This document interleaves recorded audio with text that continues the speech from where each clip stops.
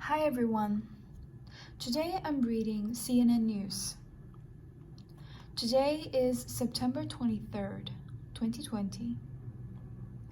Rhetoric versus reality.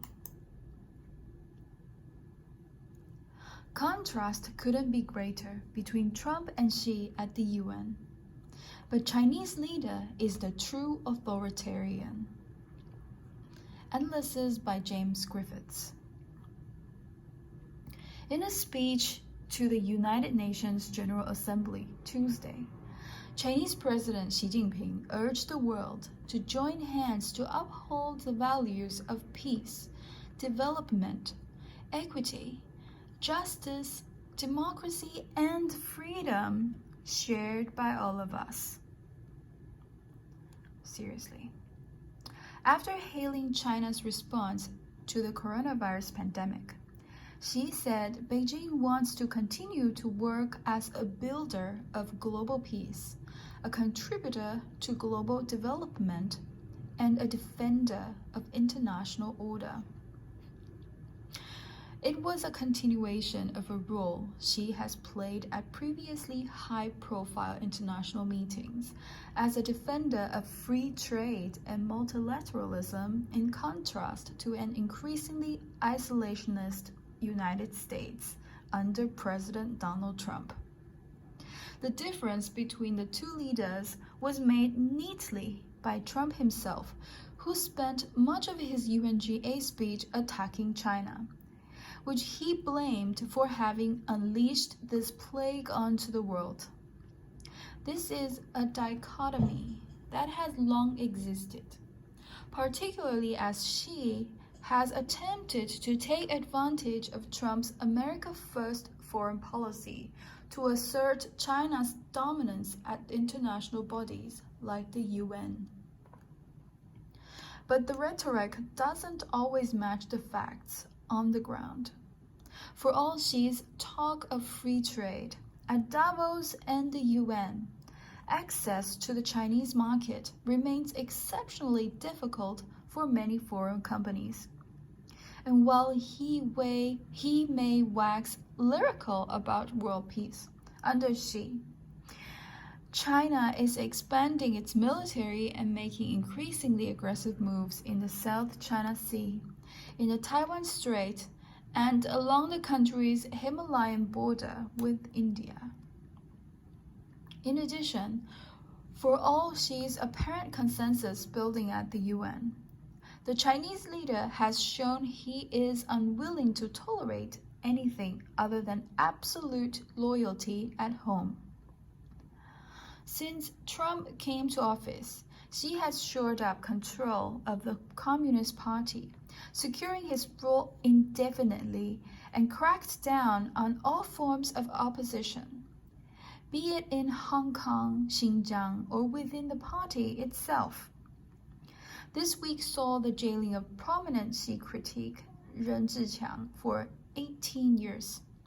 The 69-year-old property tycoon and former senior party member was convicted on a raft of corruption charges, which appeared soon after he allegedly penned an essay criticizing Xi and calling the Chinese leader a clown. The heavy sentence appears designed to send a message to other members of the Chinese elite: either fall in line or face the consequences. This discrepancy between Xi's international and domestic personas is perhaps a reminder that differences between the two leaders and the political systems they represent run deeper than mere style.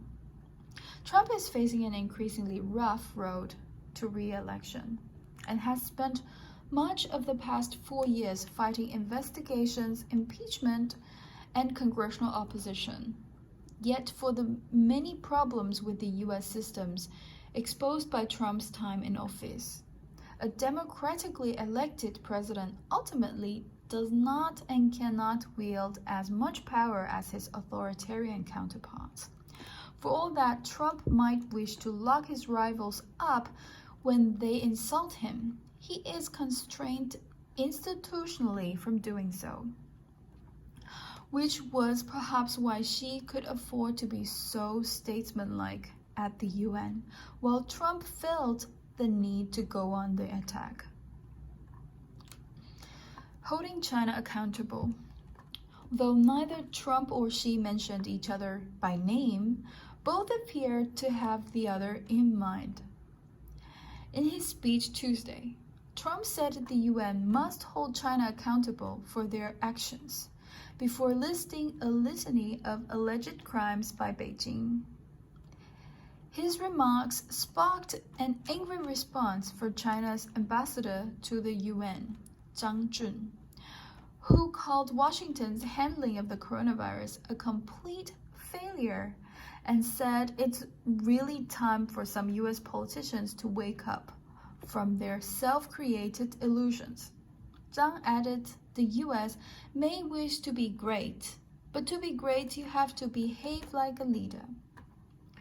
Washington, however, is not the only government souring on China, and Xi's ability to win over international audiences with his appeals to multilateralism and peace is starting to wane.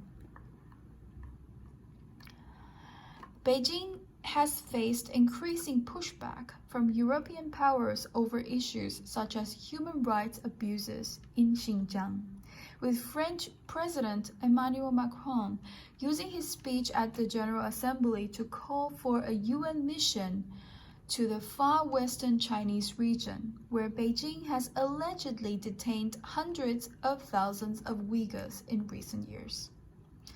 Fundamental rights are not a Western idea that one could oppose as an interference.